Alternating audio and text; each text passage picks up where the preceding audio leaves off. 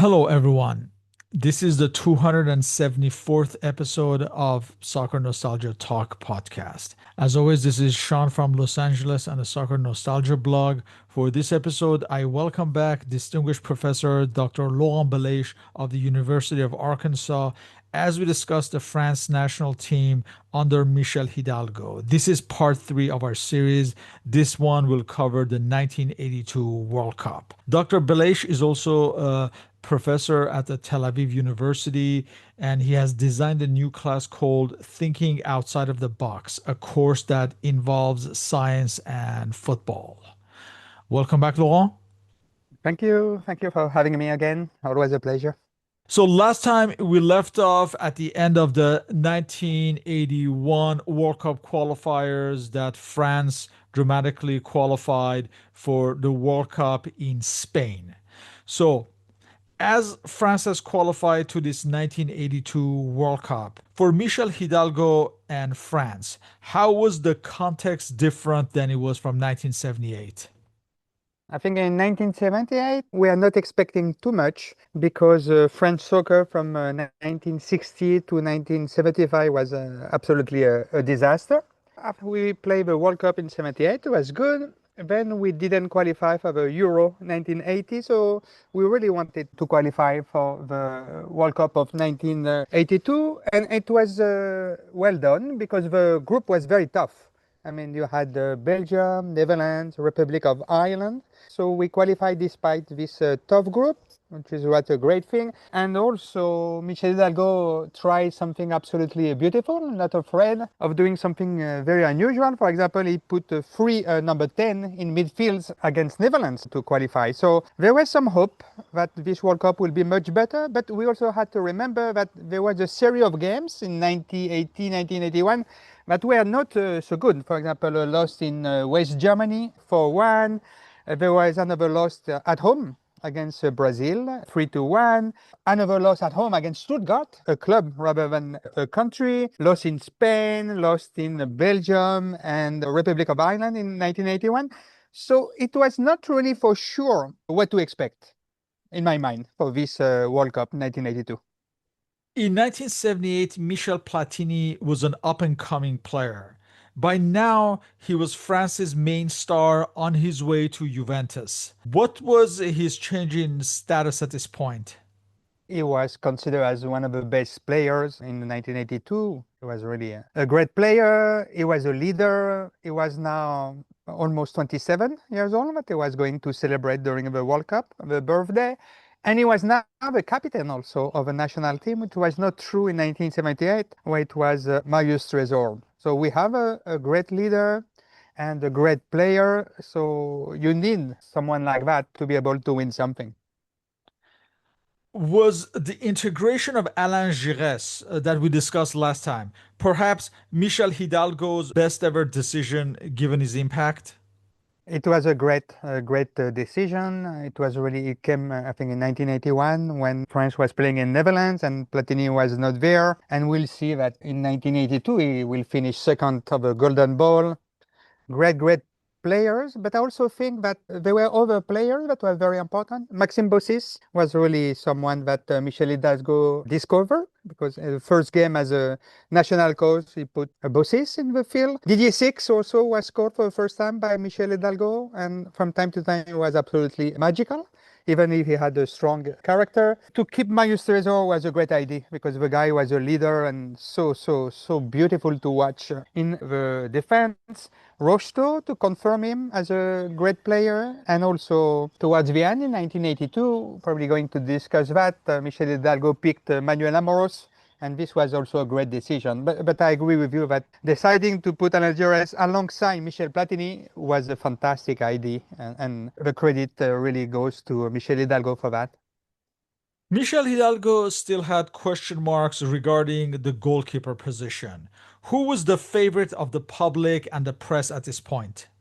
I will say that the favorite of the public and myself, to be honest, was Dominique Baratelli from Paris Saint-Germain. In 1982, Paris won the French Cup for the first time in semi-final. They won in penalty kicks against Tours, and Baratelli was amazing.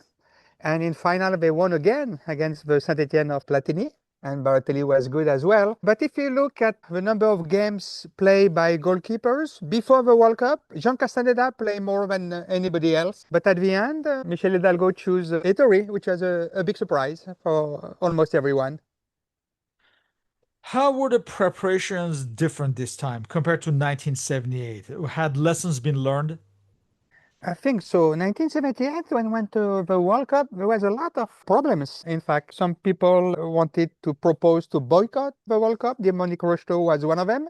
Michel Platini said, absolutely not. I mean, it has been a while since we play the World Cup, so I will go swimming to Buenos Aires. Dominique Battenet say, absolutely not. I'm not going to play for the eyes of a princess. There was also some problem with Didier Six that we mentioned last time. He was thought to be a little bit on the ego side. Also, they decided to protest against money coming from Adidas, which was not a nice thing. And Michel Hidalgo and his wife were a victim of attempted kidnapping. So a lot of problems, in fact, before coming to this 1978 World Cup.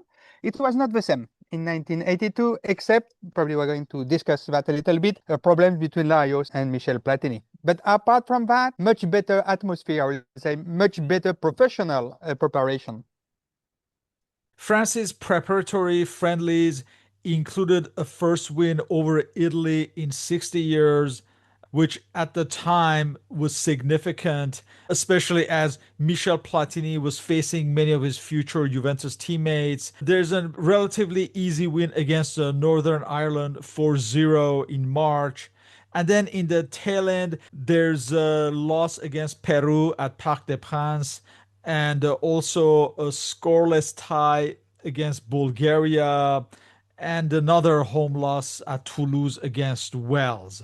So, and I also want to mention that in this preparation friendlies, the match against Italy included the international debut of Manuel Amoros and also Daniel Bravo, who actually scored a Mhm. goal in that match. This was France's first win over Italy since 1920. Think about Yeah, that. Yeah. And that was amazing. Dominique Baratelli's first match since like 1977. Dominique Battenet was tested in the match against Peru, but I don't think he was really in line to be in for the World Cup, while also Francois Bracci played in a friendly against Bulgaria. It's interesting because you can first compare with 1978 before the World Cup. So 1978, there's a 2-2 in Italy, in Naples, a win against Portugal, 2-0, a win against Brazil, first time ever, a win against Iran, 2-1, just before the World Cup, and against Tunisia, 2-0 against the World Cup. So before 78, a lot of good games and a lot of good wins. And as you said, before the World Cup in 1982, there are very good things like this France-Italy, first time since 1920, as you said, and the 4-0 against another island. But a lot of very weird defeats. I mean, Peru at home, goal of Oblitas was a great player. Against Wales, goal of Ian Rush. And I think these games against Wales is also important in the sense that it was John Castaneda who was the goalie, and perhaps this is this game that prevented him from being the number one goalkeeper. But coming back to this France-Italy, this was absolutely phenomenal. Baratelli, as you say, played for the first time, Amoros. The midfield is great. It's Gires, Platini, Tigana. There was Soler, Lacombe, and Six as a forward. And if you look at the Italy team, it's very, very strong. Zov, Gentile, Chirea, Colovati, Cabrini. In defense, midfield, Oriali, Tardelli, Dossena, and the forward, Graziani, Pruzzo, and one of my favorite players of all time, Bruno Conti. Very strong Italian team. France won 2-0, Platini and then Daniel Bravo. So there was great hopes after this win. A little bit tempered by these last friendly games where France didn't do so well. What is also interesting on a historical point of view is that these wins against Italy in 1982 started a very interesting series. Is whoever play in France before the World Cup and lose becomes world champion. 1982 Italy, 1986 there was a French-Argentina. France won 2-0. Argentina becomes world champion. In 1990 France-West Germany. France won 2-1 where Germany became champion. So there was some joke telling that everybody wants to play against France in France before any World Cup and to lose. But this was a great, great thing, and that France won against Italy. Really, this shows that France, after having beaten the Netherlands, vice world champion 74, 78, can win against Italy. So perhaps we can do a good World Cup. In these friendlies, Manuel Amoros was the most important discovery, part of the new youth wave at Monaco, the new France champions, along with Bruno Bellon and Alain Couriol.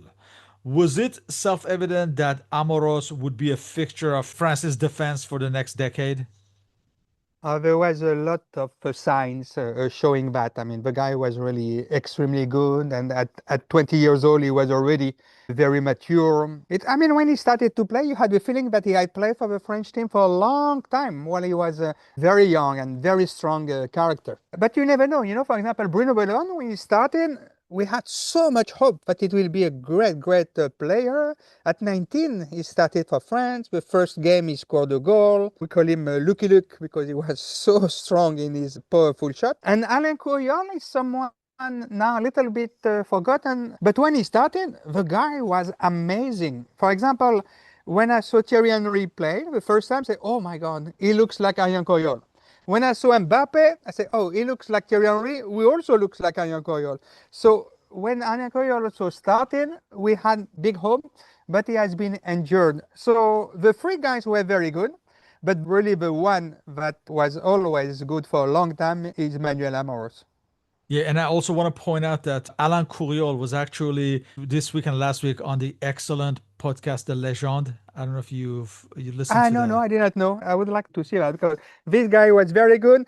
He grew up in very close to where, in fact, he grew up and played in a team where I'm born in Sarcelles, and he did very well. I mean, this team was, a suburbs team, but they went very far in the Gambardella when the Youth French Cup when he was playing, and then he went to INF Vichy, and with that he became, I think, French champion of third division, and so this guy was really, really amazing. And his brother is a great handball player who played for France. Interesting family.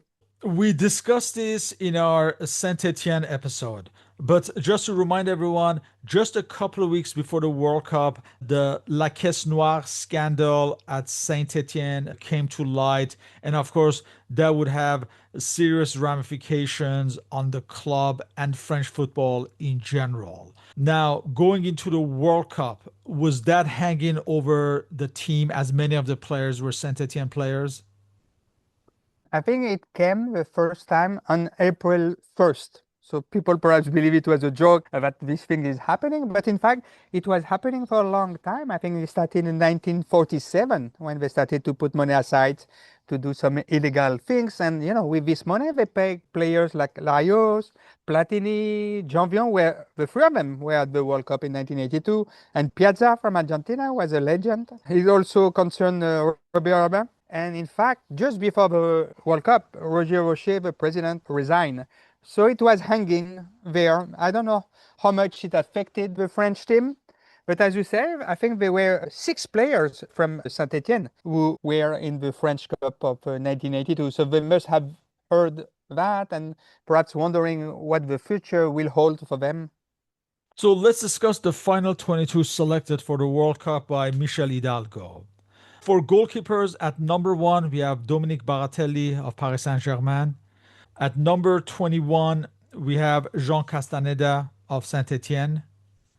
At number 22, Jean-Luc Ettori of Monaco. Defenders, number 2, Manuel Amoros of Monaco. Number 3, Patrick Battiston of Saint-Etienne. Number 4, Maxime Bossis of Nantes. Number 5, Gérard Janvion of Saint-Etienne. Number 6, Christian Lopez of Saint-Etienne. Number 7, Philippe Mahut of Metz. And number 8, Marius Trésor at Bordeaux. Midfielders, number 9, Bernard Gengini of Sochaux. Number 10, captain of the team, Michel Platini of Saint-Etienne. Number 11, René Girard of Bordeaux. Number 12, Alain Giresse of Bordeaux. Number 13, Jean-François Larios of Saint-Etienne. And number 14, Jean Tigana of Bordeaux. Strikers, number 15, Bruno Bellon of Monaco. Number 16, Alain Couriol of Monaco. Number 17, Bernard Lacombe of Bordeaux. Number 18, Dominique Rocheteau of Paris Saint-Germain. Number 19, Didier Six, playing at VfB Stuttgart in West Germany, the only foreign-based player on the team. and number 20, Gérard Soler of Bordeaux. Now, from this squad, the following were also part of the 1978 World Cup squad. That would be Baratelli, Battiston, Bossis, Janvion, Lopez, Trésor, virtually the defense, Platini, Lacombe, Rocheteau, and Six. Circling back to the situation regarding the goalkeepers. In the end, Michel Hidalgo chose to make Jean-Luc Ettori as the starting goalkeeper. Now, throughout the season, he had been hesitant about the choice of goalkeeper. Players like Dominique Dropsy, Peric Hiard, Jean Castaneda, Baratelli, and Ettori were all tested.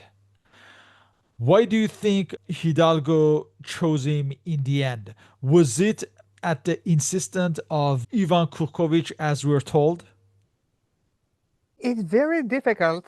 When you look at it, Ettori, before the World Cup, had played only 2 games with France and only one as the starting goalkeeper. John Castaneda has played 7 games between February 1991 and June 1982, so quite a lot. Baratelli was really doing very well with Paris Saint-Germain. I have read a lot of different possibilities to explain that. I don't know which one is true. I'm not sure that everyone knows. Some people say there was a big dispute between Michel Hidalgo and Baratelli during the preparation stage at Fort-Romeu in the mountain, and with Baratelli leaving, in fact, and then coming back. And someone say, Baratelli didn't like to train too hard, especially in the mountains, while on the other hand, Ettori was giving his best.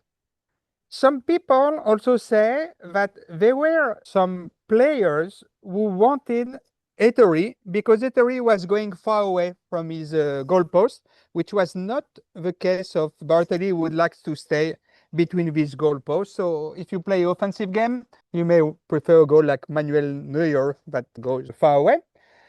Baratelli said that, in fact, Michel Hidalgo never explained his decision to him. And then he said a very strange sentence. He said that Michel Hidalgo has always had problems with goalkeepers. In fact, when he said that, I was very surprised. Why does he say that? And then you begin to pay attention. And within 17 months, between, let's say, May 1981 and October 1982, there are several goalkeepers who never play after for the French team.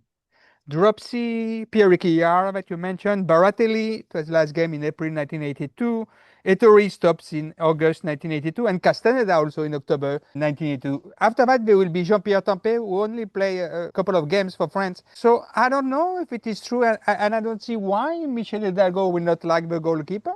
I think, in my mind, perhaps he didn't have someone who was obvious to play as goalkeeper. This will change with Joel Batz. It was absolutely obvious that the guy is wonderful. So this changed, but it is true that when you start from 1976 until 1983, when Joel Batz started to play for French team, so many goalkeepers. There were also André Ray that was there. So we don't know. We don't know, but it's very weird. And in my mind, it was a pity because I'm convinced, like a lot of people, that if Baratelli would have been the goalkeeper, we would have gone to the final of the 1982 World Cup. But it's just a guess. So for a World Cup, France were in a group with England, Czechoslovakia, and Kuwait. France started the World Cup against England on June 16th at Bilbao at San Mamés under 40 degrees Celsius. So extremely, extremely hot. Hidalgo chose to deploy Michel Platini as center forward in this match. Now, France playing in white, you have the following lineup. Ettori, who's now established as the starting goalkeeper, Battiston, Bossis, Trésor, Lopez, Larios. He'd be replaced by Tigana in the 73rd minute. Girard, Gires, Rocheteau. He'd be replaced by Didier Six in the 71st minute. Platini and Soler. Now, this match started in the worst possible manner after England scored after just 27 seconds. We all know the sequence. Steve Coppell takes a throw in from the right side. Terry Butcher heads it back, and Brian Robson volleys it from close range. And after 27 seconds, England are ahead. But France will get back into the game, and midway through the half, in the 26th minute, on the right side, you have Alain Giresse sending a long cross to Gérard Soler, who volleyed from the edge of the box. The match is tied 1-1 at this point. But I mentioned the heat, and somehow I guess England adapted better. In the second half, they would pull away, and in the 67th minute, Trevor Francis's cross from the right side was headed in by Brian Robson. And England take a 2-1 lead. And just before the end, in the 83rd minute, Trevor Francis's shot was deflected by Marius Trésor in the path of Paul Mariner, who knocked in the rebound. And England won 3-1. Not the best start, but against a good England team. Before we discuss the match, again, we discussed this in our Saint Etienne episode as well. But ahead of this World Cup and into the beginning of this tournament, there was the off field controversy regarding a private matter between Michel Platini and Jean Francois Larios. After this match, Larios was axed from the squad, and he claimed that he was evicted at the insistence of Platini. Do we know whether he was dropped for tactical or disciplinary reasons? I think we don't know. As you say, there's a storytelling that Platini told Hidalgo, it is him or me. You cannot have both things. Some people also say that we have to change the tactics. And you know, when you look at the game against England, it was a little bit weird. It was not the philosophy of the French team because you had two defensive midfields with Yeah, Girard. Girard starting. That's a rarity. Yeah. Exactly. And Larios. So, and you know, Ettore was his third cap. Only the second time he's starting. Girard was the same thing. It's only the second start that he started for the national team. And in front, you have a very strong English team. I mean, Shilton, Butcher Thompson, Sampson, Wilkins, Robson, Trevor Francis, of course, and Mariner. And on the bench, you have guys like Clements, Viv Anderson, Phil Neal, Brooking, McDermott, Hoddle, Keegan. So it's a very strong English team. And to try new players like that, like Ettore and Girard, and to change the tactic, I mean, how can you go from midfield with three playmakers, like against Netherlands with Gengini, Giresse, and Platini, to a midfield where we had two defensive midfielders? That was weird. So there was a huge criticism after this game. And regarding Larios, some even say that he sacrificed himself and even he left the group to go to sign, to discuss a contract in Spain and then came back. That was a problem. I think the big problem in my mind is this guy was very good and it would have been very nice if he played the semi-final because in semi-final French was missing a strong defensive midfielders in fact, and we'll discuss that. But when Gengini was out, they put defenders to play in midfields and not a midfielder like Larios. So I think it was a problem of ego, but you know, it's difficult to say exactly if what is the reason that Larios was ejected. Well, France's next match was against Kuwait on June 21st at Valladolid. This is another match that will live in history. There were a number of changes from a previous match. Batiston, Lopez, Girard, Larios, and Rocheteau were out, and they were replaced by Amoros, Janvion, Gengini, Lacombe, and Six. Now, for this match, you have the following lineup. Again, France wearing white. Ettore, Bossis, Amoros, Trésor, Janvion. He'd be replaced by Christian Lopez in the 60th minute. Gengini, Giresse, Didier Six, Michel Platini. He'd be replaced by Girard in the 81st minute. By the way, this was Platini's 27th birthday, the day of the match. Lacombe and Soler. France would score first in the 31st minute through a free kick from Bernard Gengini. From then on, just before the halftime, Michel Platini received a pass from Giresse at the edge of the box and advanced to score. Early in the second half, in the 48th minute, Platini lobbed the pass to Didier Six, who chested it, controlled it, and volleyed. And France are ahead 3-0. And also in the 69th minute, Maxime Bossis scores a goal that was disallowed. But in the 75th minute, Kuwait pulled a goal back when Abdul Aziz Anbari took a quick free kick to Al Balushi on the right, who scored. Now we come to the 82nd minute. Alain Giresse scores a perfectly valid goal that was initially awarded. However, the Kuwaitis protested that they had stopped playing after hearing a whistle which had come from the crowd. Now, there was a back and forth. Eventually, the Kuwaiti FA chief, Prince Fahd Al Yaber Al Sabah, he came onto the field and protested. Again, after so many minutes, the referee finally relented and disallowed the goal, much to the protest of Michel Hidalgo that came to no avail. We should say that for his behavior, eventually Prince Fahd was fined 8,000 British pounds. In any case, just a minute before the end, Soler was impeded by Abdullah Mayouf, and Bossis took the loose ball on the left side, advanced, and scored from a narrow angle. Incidentally, his first ever goal for France. And France won 4-1. And again, this was France's first win on foreign soil in 3 years. But of course, everything is about the whole farce and controversy regarding the prince's interference.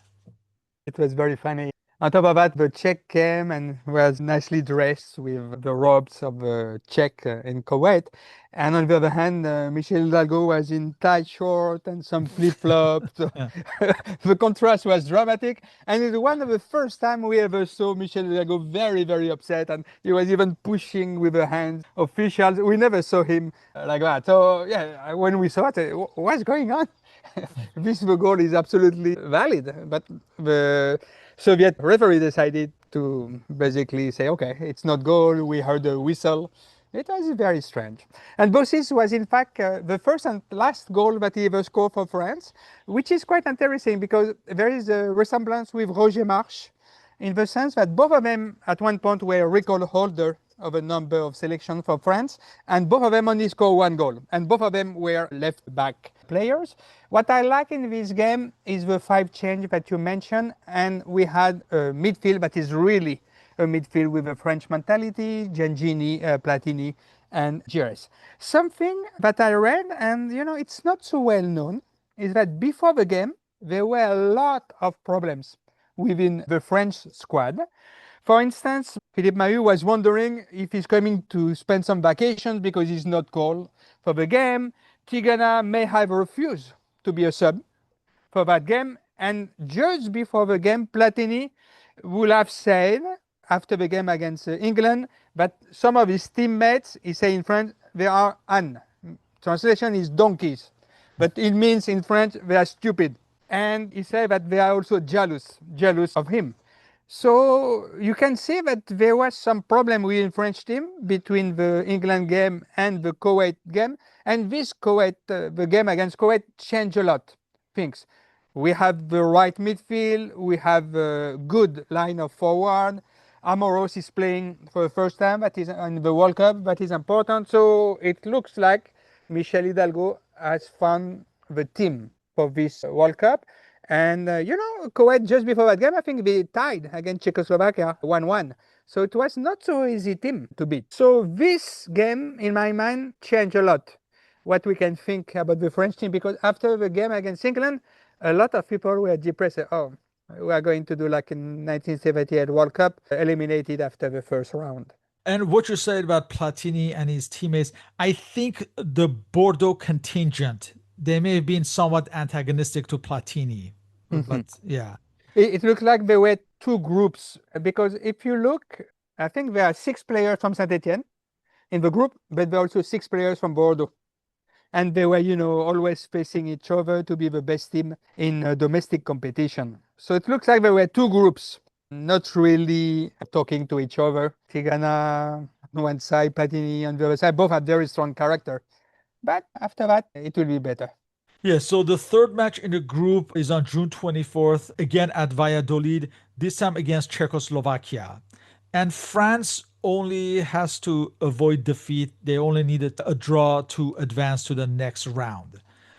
So, France, wearing blue for the first time, we have the following lineup: Ettori, Bossis, Amaros, Trésor, Janvion, Giangini, Gires, Didier Six, Platini, Lacombe. He'd be replaced by Couriol in the 70th minute.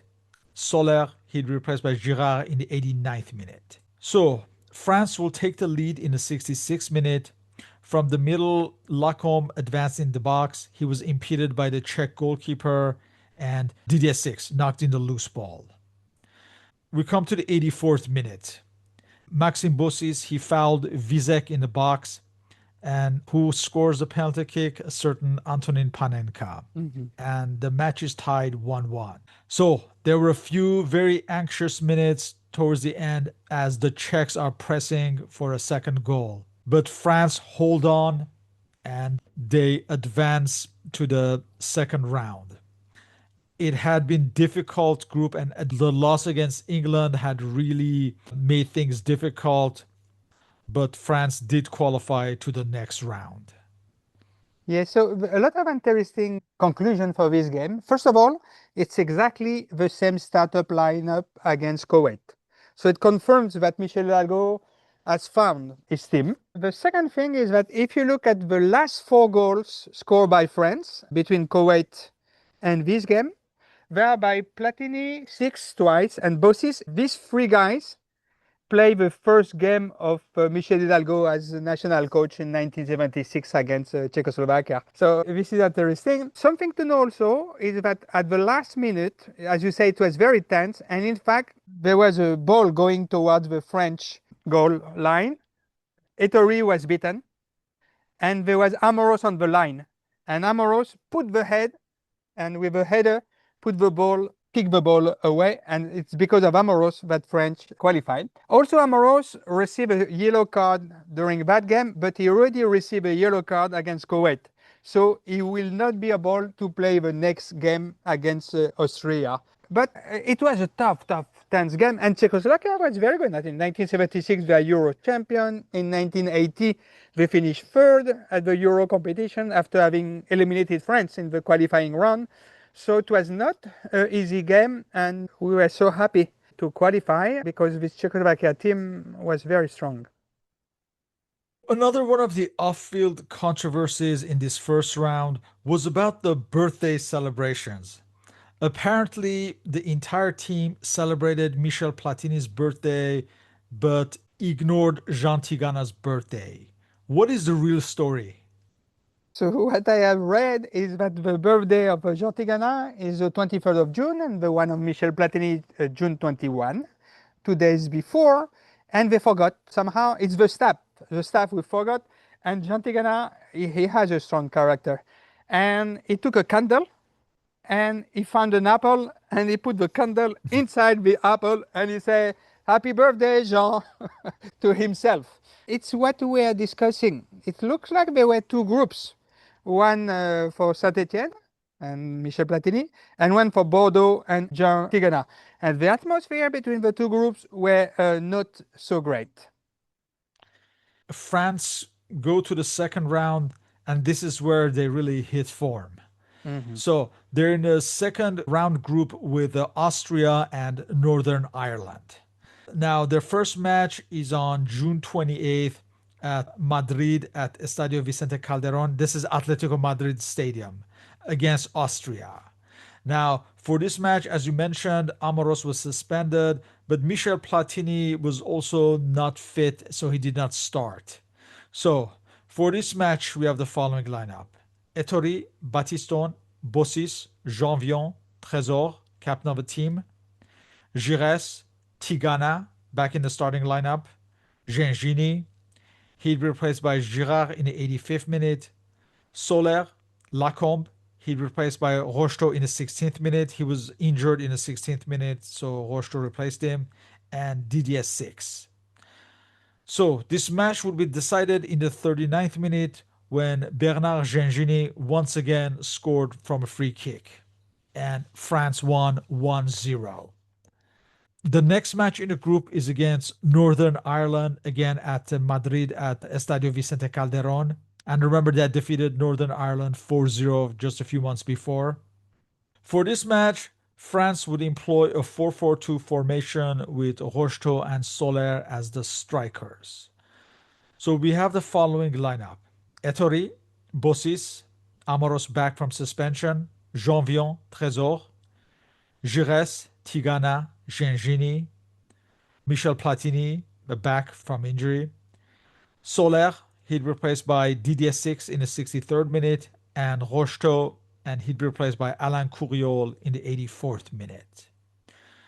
For this match, which is one of Alain Gires's best matches, so in the 33rd minute, Platini crossed from the right side and Alain Giresse powerfully shot France ahead.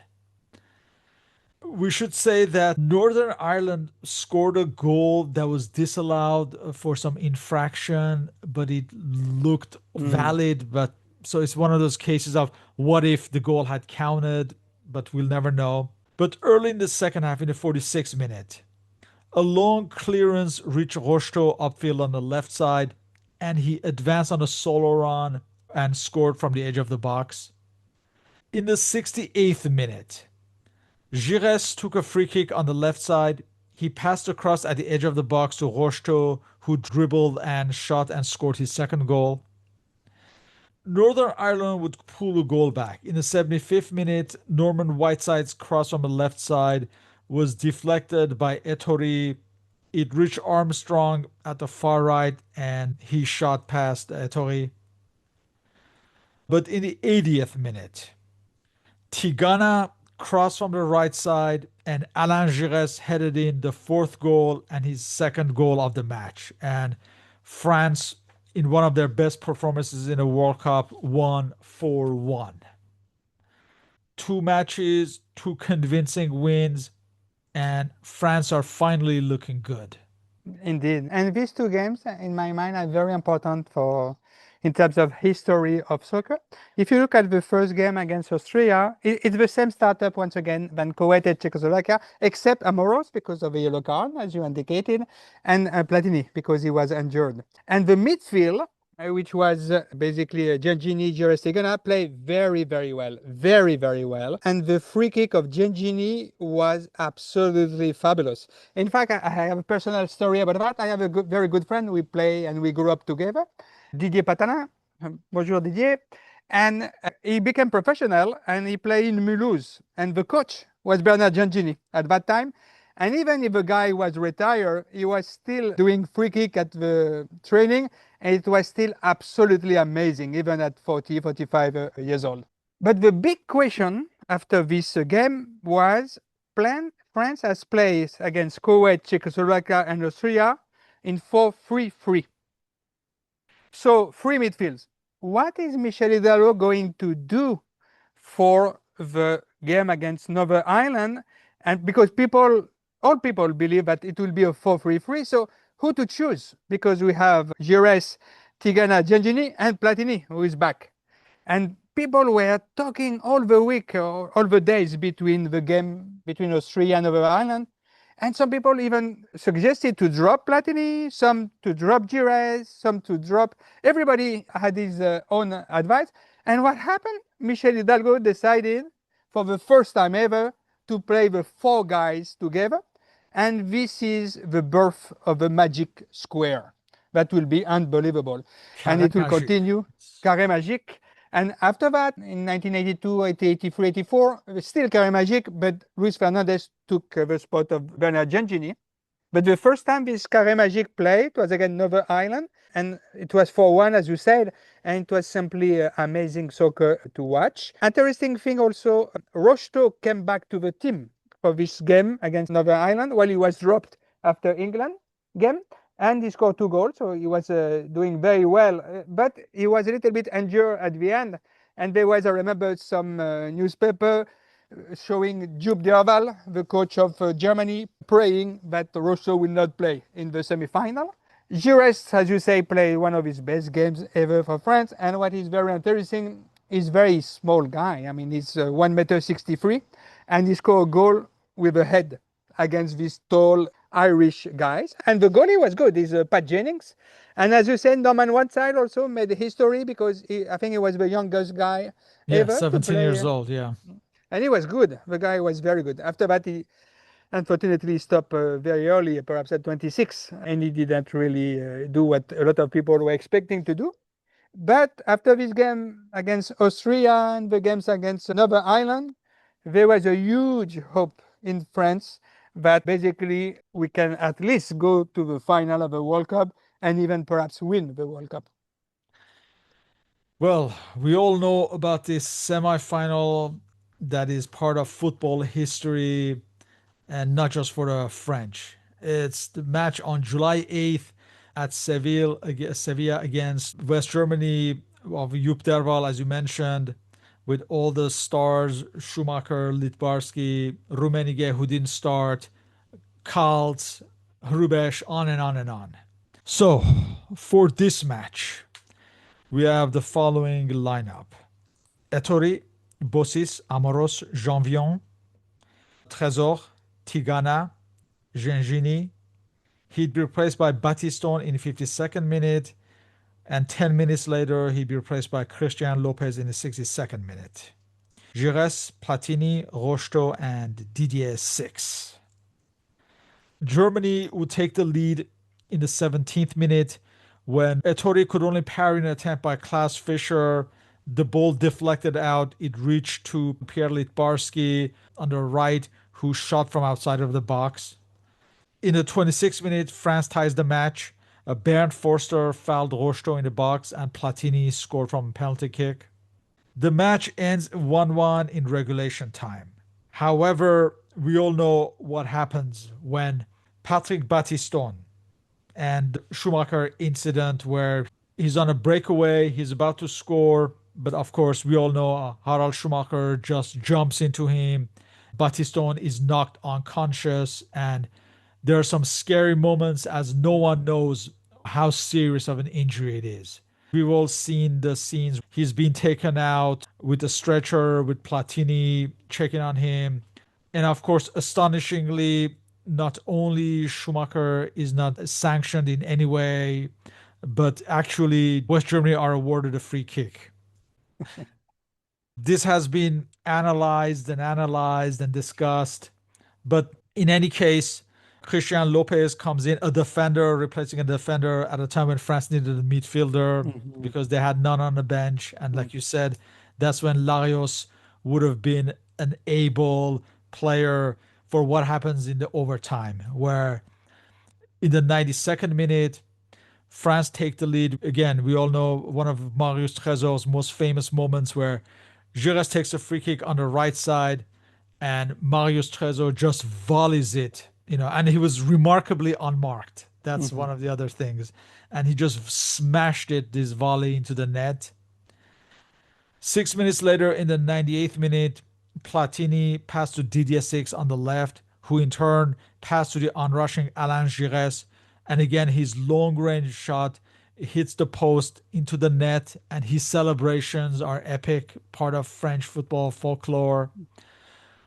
But I guess fatigue kicked in, and just a few minutes later, Karl-Heinz Rummenigge had been substituted in by Jupp Derval, and he pounced on a cross from Litbarski on the left side, and suddenly it's game on.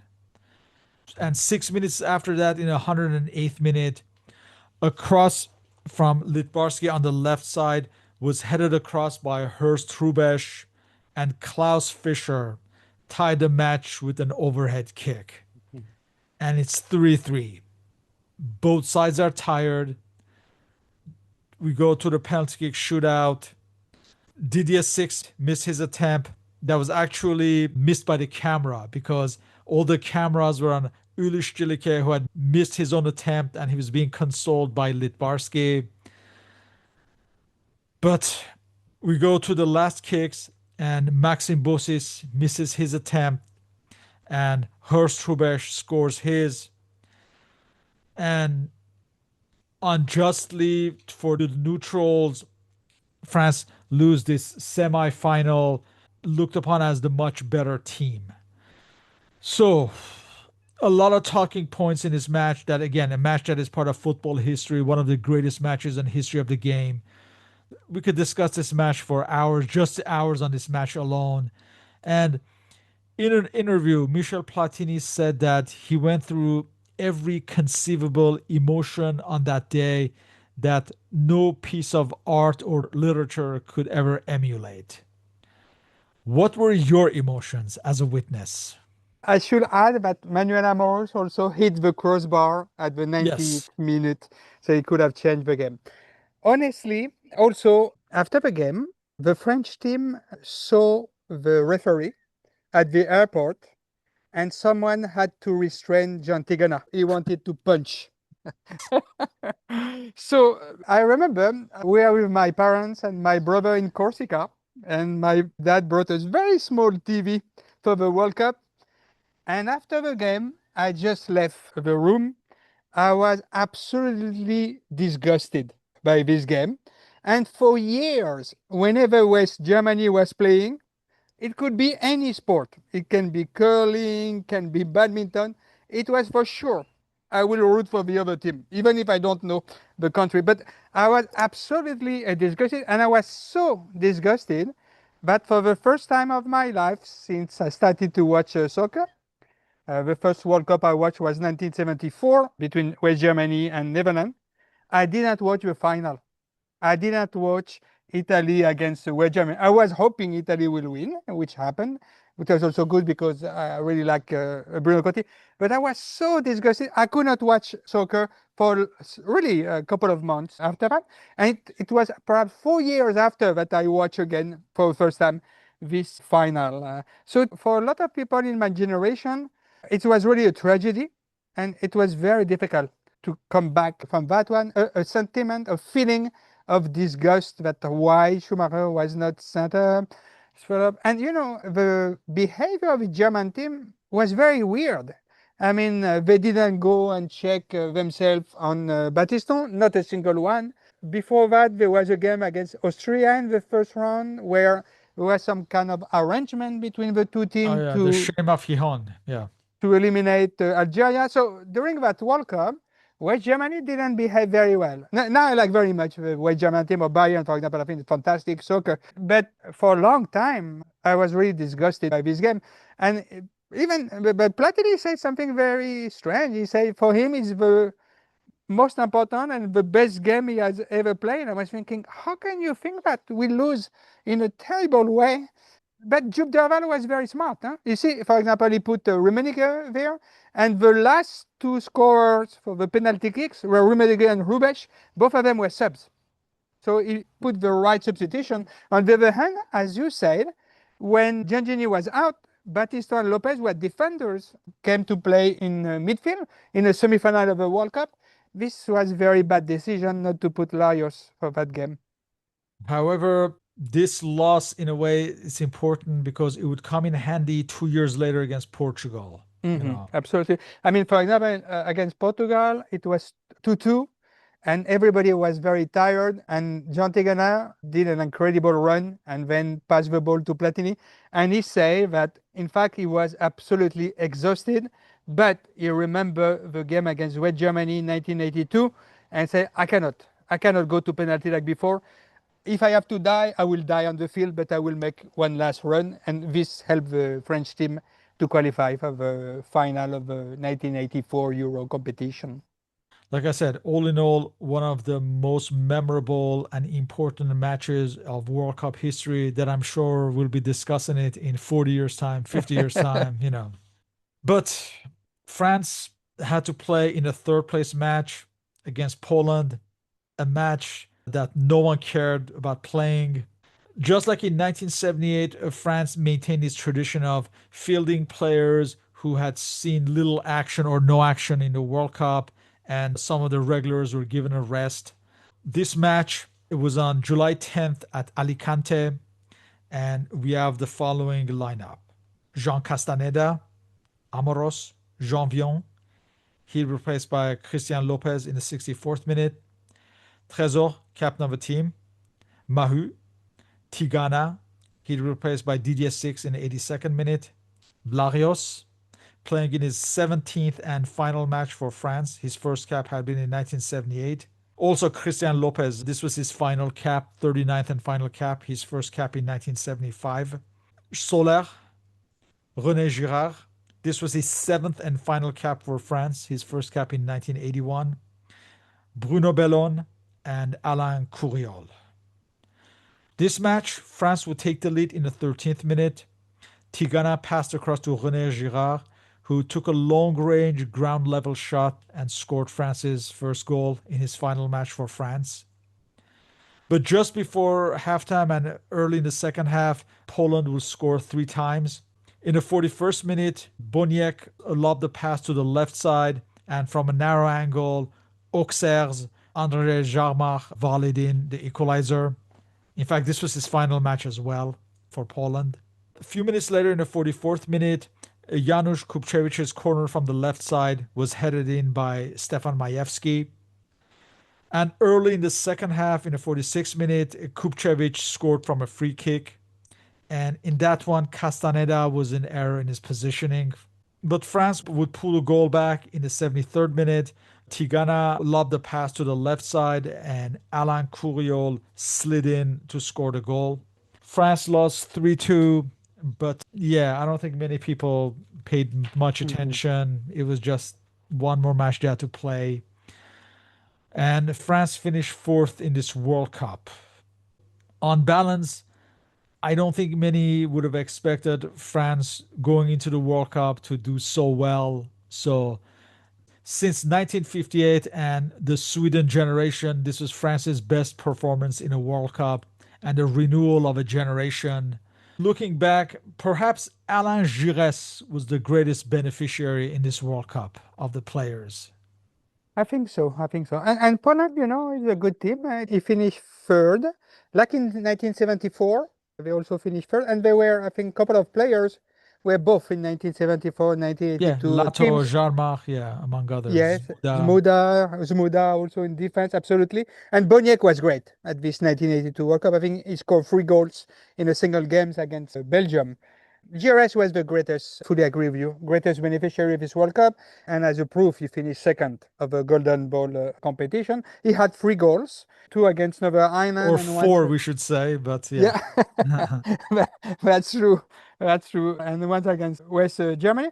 I also thought that Tigana and Amoros had a good World Cup because after that, they won the spot in the starting 11. Soler, for me, was a big surprise because he was a good player, but I was not expecting that he will do such a great World Cup. Even the game against England, it was a terrible game. He was one of the few who played very well. Rosto was excellent against Northern Ireland. Giannini with 2 super free kicks, Kuwait and Austria, was great. And Trésor, but Trésor is one of my idols. That's why I'm wearing the T-shirt from Guadeloupe, because he's from there. And the goal that he scored against West Germany is, wow, so much power, so much joy. All the French was celebrating, and he had the gift of scoring a beautiful game, like the one he scored in Maracana in Oh yeah, 1977. 1977, yeah. So I agree with you, but the one that really, really shined was Alain Giresse. On the other hand, Jean-Luc Ettori has become the scapegoat for this World Cup. Is it fair and justified? It's a good question. He was the goalkeeper of Monaco, and before in 1981, 1982 championship, not a lot of goals were conceded. But I don't know. It seems to me that he had very bad luck. Even as we say in semi-final, Klaus Fischer come and he does a very good save. And I remember that as fan. Finally, the guy can do at least one save during the World Cup. And what happened? It came back to the feet of Lidbarski and scored. And the guy scored. So I think Michel Hidalgo wanted to reassure him, and he made him play after the World Cup against Poland, a loss of 4-0 at home. And that And was it. that was it. So he played 9 games for France, but he conceded 13 goals. 13 goals in 9 games. It looks like he was perhaps not the right choice, or he was unlucky. And the game against Poland, it was Castaneda, and Castaneda made 2 mistakes.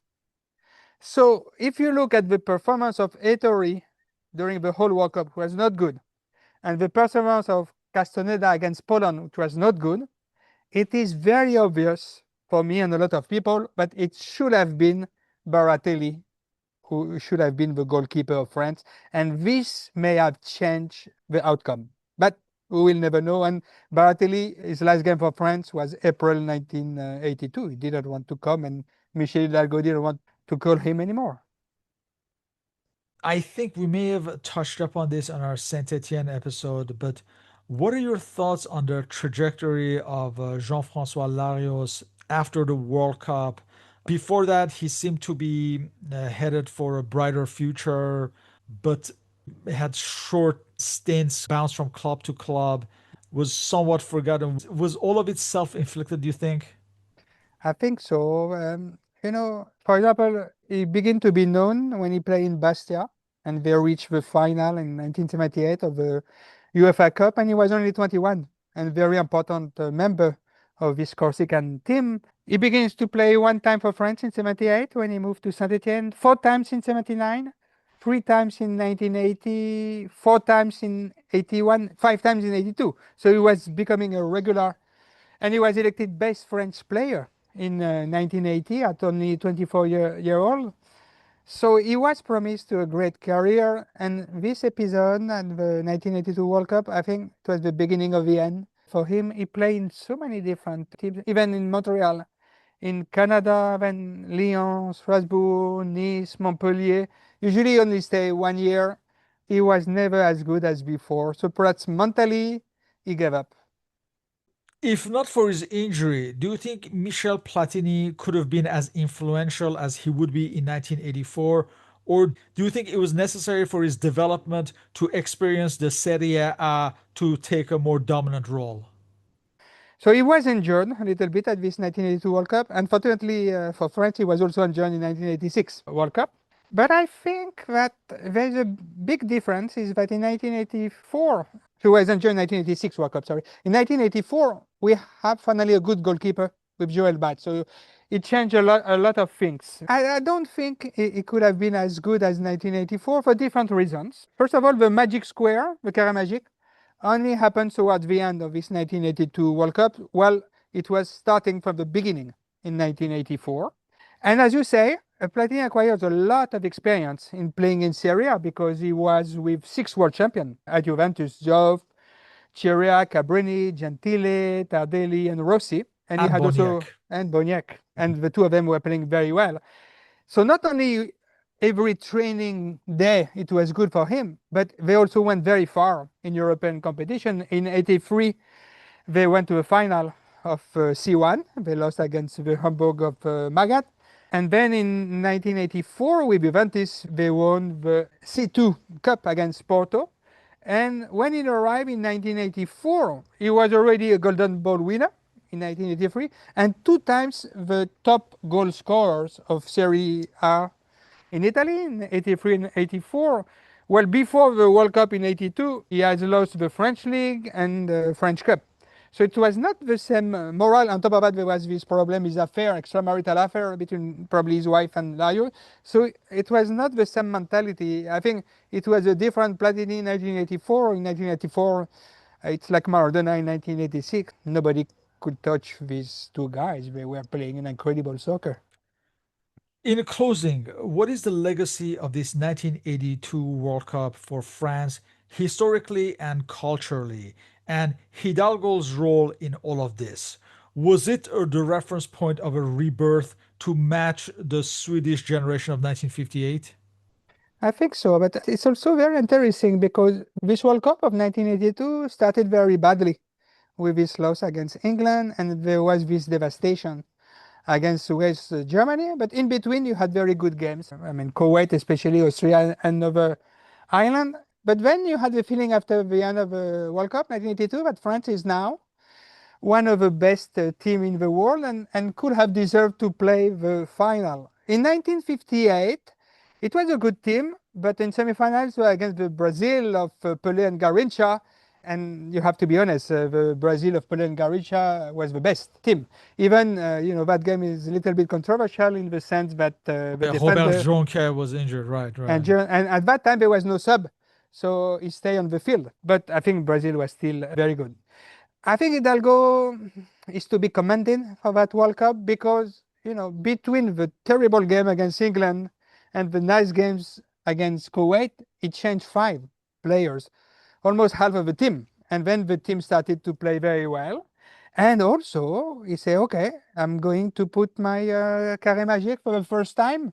So it was great. And, he came back after a very poor performance from England and tried to reassure people. So Hidalgo was a big component of this comeback. And after that, we know that the Euro was in 1984 at home, and there was big hope that French can win its first international competition, thanks to the players, mix of experienced player like Gires and Platini, and young player like Amos, a good goalie finally, and found in 1983, Joel Batz, and very smart coach who is not afraid to make a tough choice and to change the tactics when it needs to be changed. Yeah, and we will discuss that part four and final in the series on Michel Hidalgo at a future time. Well, with that, I would like to thank you as always for your participation in these interviews. And all our respective contact information is listed on a blog and podcast uploads. So, Laurent, thank you once again and hope to continue these discussions on football history. My pleasure. And once again, I want to congratulate you and to thank you for doing this podcast about the history of soccer. It's wonderful. Thank you.